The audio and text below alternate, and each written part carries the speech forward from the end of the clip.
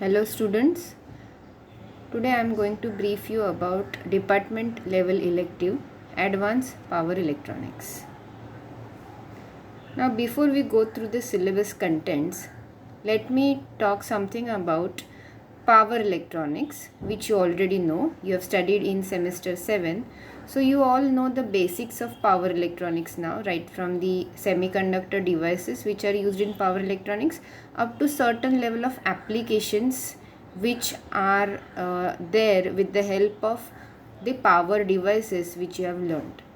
Now, the systems and machines of our world depend on power electronics for the ability to run efficiently and sustainability. Power electronics is the application of solid state electronics for the control and conversion of electric powers. Not only are power electronics used to deliver and control power in electric grid, but they are also used in numerous everyday devices. Everything from power steering in our car to battery chargers, cell phones and microwaves utilize power electronics. The use of this technology can increase productivity and it can also decrease cost of the manufacturer and the consumer. Now you know that advances in power electronics allow power to be delivered in a more dependable and less costly manner for saving both the energy and cost of the consumer. Now every industry is using power electronics including desalination plants, painting vehicles, or you can talk about testing the rail cars. We can also talk about the electric vehicles, which is the latest trend today. The electric vehicles have been evolving and transcending to the next level. There are 5.1 million electric vehicles on the world's roads. By 2035, 125 million electric vehicles will be on the roads. 5G equipment is spreading worldwide and it will do so in the future. Renewable energy source production has not met the main aim of 24/7 availability.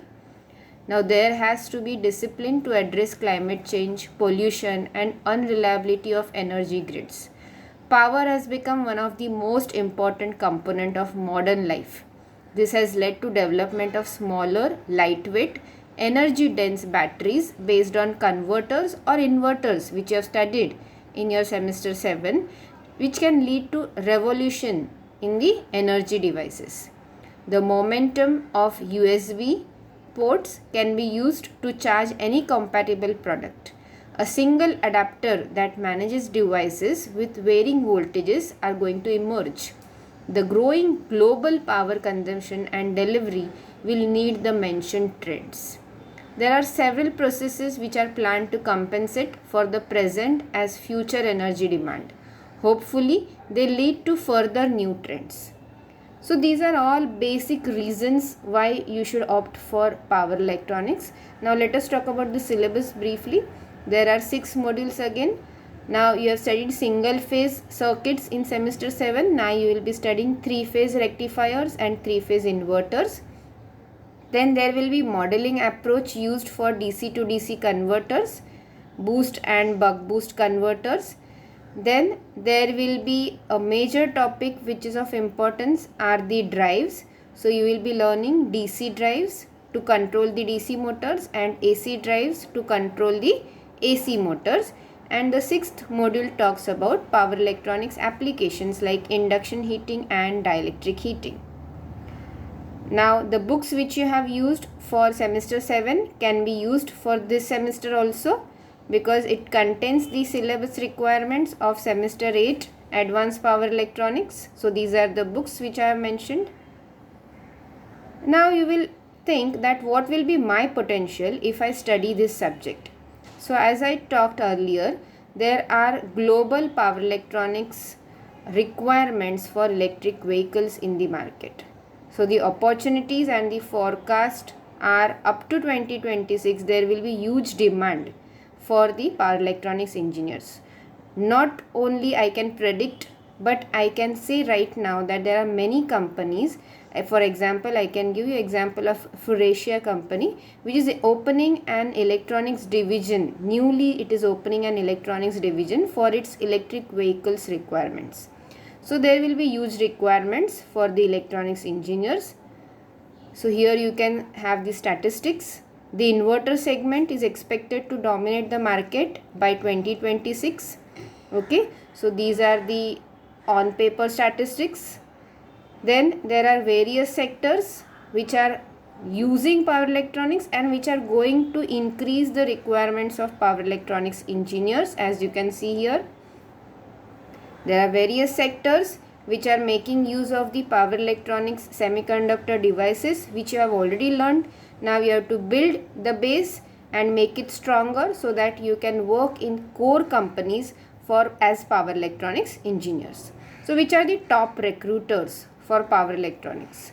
This is the list, and it is not stopping at this point. I have given only the Fortune 5 companies names.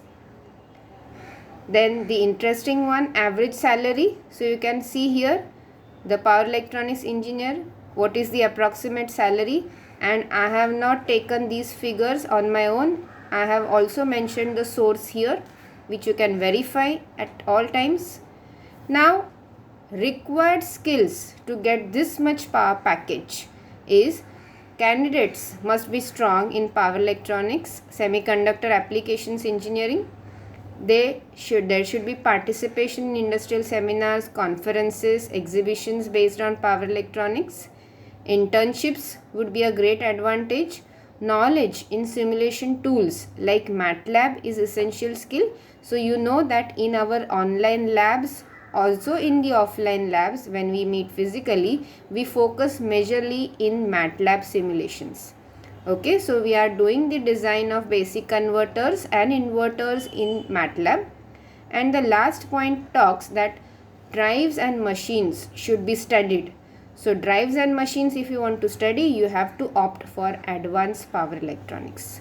Okay, so talking about these requirements, you will hopefully think that if I have taken this core branch, I have to study advanced power electronics if I want to jump in my core field. So that is what I wanted to say. Thank you students. Wish you all the best.